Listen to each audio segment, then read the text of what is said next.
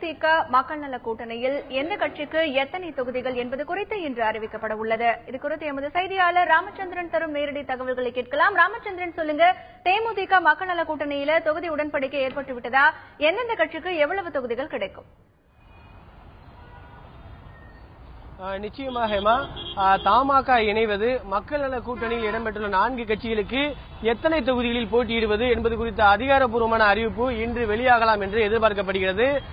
தேமுதிக மக்கள் நல கூட்டணி கடந்த 23ஆம் தேதி அதிகாரப்பூர்வமாக அறிவிக்கப்பட்டது.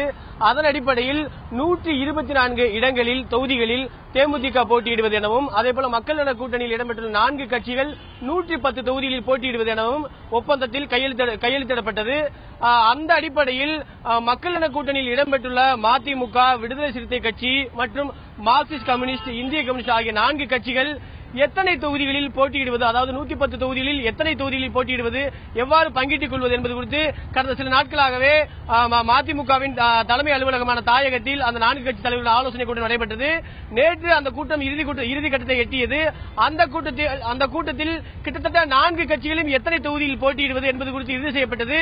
அந்த பட்டியலின் விவரங்களின் தொகுதிகளின் எண்ணிக்கை, 4 கட்சிகள் எத்தனை தொகுதியில் போட்டியிடுவது, எந்தெந்த தொகுதி என்பது குறித்த பட்டியலை இன்று அதன் ஒருங்கிணைப்பாளர் மதிமுக பொதுச்செயலாளர் வைகோ தேமுதிக தலைமை அலுவலகமான கோயம்பேட்டில் உள்ளது. அந்த அலுவலகத்துக்கு தேமுதிக தலைவர் விஜயகாந்த் சந்தித்து அந்த பட்டியலை அளிப்பார் என்றும் எதிர்பார்க்கப்படுகிறது. ஹேமா, ராமச்சந்திரன், இந்த கூட்டணியில தமாக இணைந்தால் எத்தனை தொகுதிகள் ஒதுக்கப்படுவதற்கான வாய்ப்புகள் இருக்கு? நிச்சயமாக தமாக தேமுதிக மற்றும் மக்கள் நல கூட்டணியில் இணைந்ததாக கிட்டத்தட்ட உறுதியாகியுள்ளது. இதற்கான அதிகாரப்பூர்வமான அறிவிப்பு இன்று பிற்பகலில் வெளியாகலாம் என்று எதிர்பார்க்கப்படுகிறது.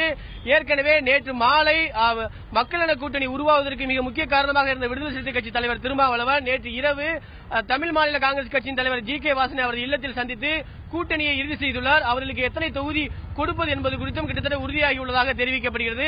அதன் அடிப்படையில் தேமுதிக 124 தொகுதியில் போட்டியிடுவதில் 20 தொகுதியை தமாகவிற்கு விட்டுக் கொடுப்பதாக தகவல் தெரிவிக்கின்றன.